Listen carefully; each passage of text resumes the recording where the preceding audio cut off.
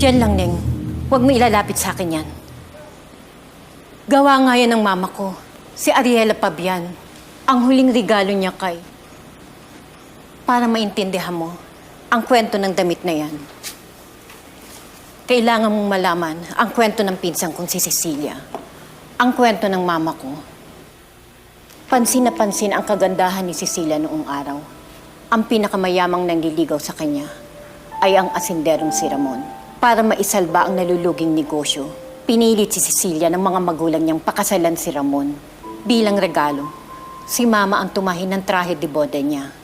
Noong araw na ikinasal sila, nalaman ni Cecilia kung gaano kagaspang na lalaki si Ramon.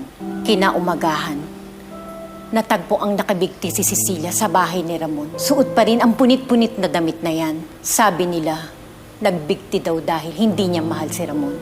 Pero naniniwala ang mama ko.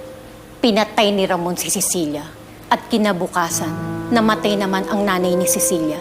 Para bang sinakal habang natutulog, may mga marka ng daliri sa leeg. May mga pasa at kalmot. Pero bakit hindi kayo nagtataka na buo pa rin tong damit na to? Parang kakatahi lang. Alam niyo kung anong meron sa damit na to, no?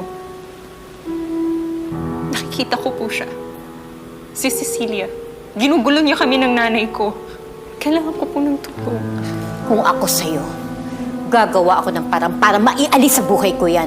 Punitin mo, gupitin mo kung kaya mo, sunugin mo kung kaya mo. Ipamigay mo sa iba kung maaating mo. Basta ilayo mo lang yan sa bahay ko. Tapos na ang pamilya ko dyan.